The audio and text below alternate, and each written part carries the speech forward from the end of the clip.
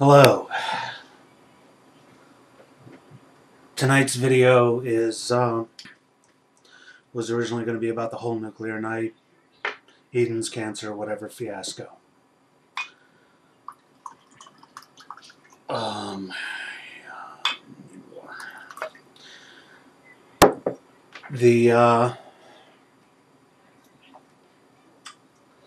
I've just sat through some of the most amazing stupid I've seen in a long time.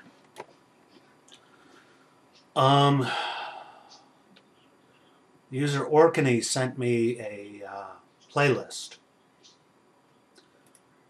to a movie called Uroko. That is basically every conspiracy theory rolled up into one. It is quote-unquote nonfiction. I have a link. If you watch it, you don't get to blame me for the well over an hour of your life you will lose. And looking at conspiracy theories, looking at this clusterfuck,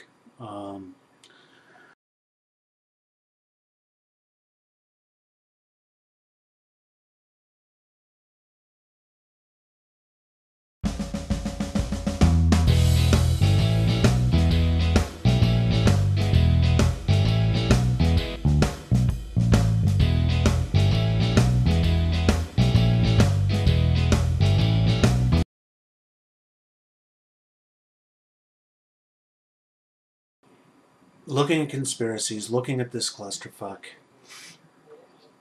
I'm forced to examine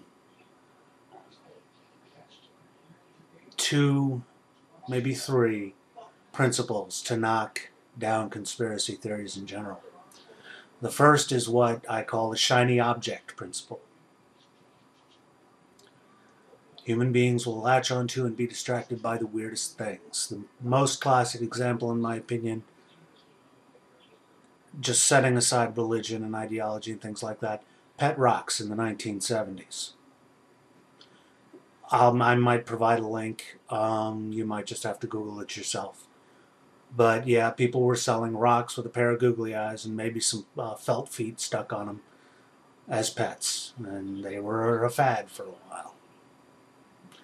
Second would be Facebook games. And the third would be people tweeting their relationship status, their condolences to loved ones who had lost someone. All sorts of crazy stuff on Twitter. I mean, pet rocks is the number one. But okay. The second is the whole idea that human beings, yes, do form tribes, they do form groups of people they consider like themselves. And most conspiracy theories hinge on this, because that's the easiest way to find a conspiracy, is to look for people who self-identify with a particular group. The problem with this is that, yes, they may self-identify, but like all human beings, they have a particularly limited focus. And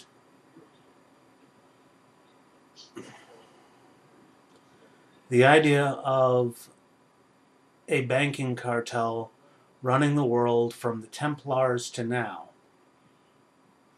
with various additions and removals,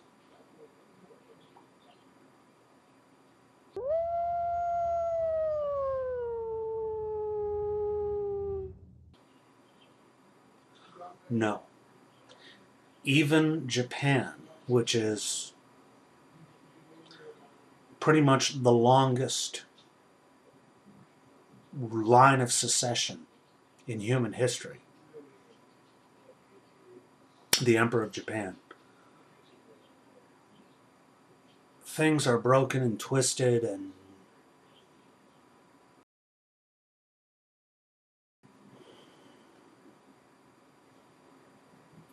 this goes back to the shiny object thing. For example, looking at Henry VIII splitting what is now the Anglican Church off of the Roman Catholic Church, I mean, he had a thing for power and boobies. I mean, that was Henry VIII. you know, he his actions had great consequences, but what people like to pick up on that Elizabeth did and others did with the splitting off of the Anglican Church, these are people in their limited human lifetimes looking at what is considered normal and what they consider normal because it's what they grew up with, and figuring out how to take advantage or move that or twist that in a different direction or just how to get by and the consequences of their actions. And yes, there are people and families who have long-term goals, but the unintended consequences of what they do are unintended and present. Essentially, we can't keep it together that well. And the third thing is, you notice that most conspiracy theories involve some group of others, like Jewish bankers or Templars or Masons coming over from Europe to rule us. And so this third principle I call, it's not all about you. All right? And this is equally applicable to a lot of things. The people who are in the charge of running things, whether it be social, economic, religious, whatever, are not thinking about you. They are thinking about the lives they lead. And if you manage to get their specific attention, it is going to be a jarring and unpleasant moment for both of you. And they have more power, so it will be more unpleasant for you, and they will retreat to whatever. Another example of this digs into many things. The anti-porn group of feminists, some of them buy into the idea that these men hate women. That these porn-consuming men hate women. The very worst examples, the very worst psychotics, yes, probably. But what you'll run into a lot more often is men who have a certain understanding of how the world is supposed to be and who are shocked and appalled when that doesn't work out. And so mentally they try and reinforce this idea of what they think the world is supposed to be. And when people tell them that they hate women, when what they really should be saying is, you don't fucking understand what women are, or human beings for that matter, they can easily go, no, I don't hate women. You're weird. And, people talk past each other and bullshit happens and nothing gets solved. And this is the whole thing with the conspiracy theories as well. Because, well, you're out to keep us down. No, they're out to keep themselves where they are. And do more of what makes them feel good.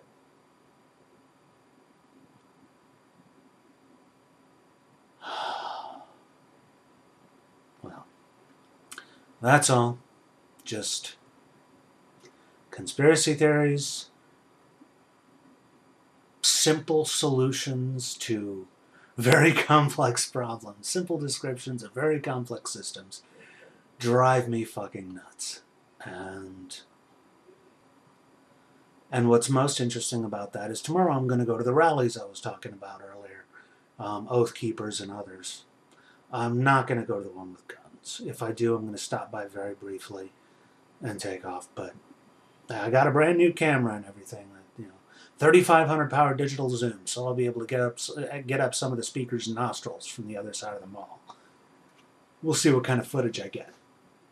But I hope you all had a good weekend, and wow, I didn't even touch this. Outrage is good for the soul. Maybe that will be my new tagline. But for now, thank you for your time and attention, and have a good evening.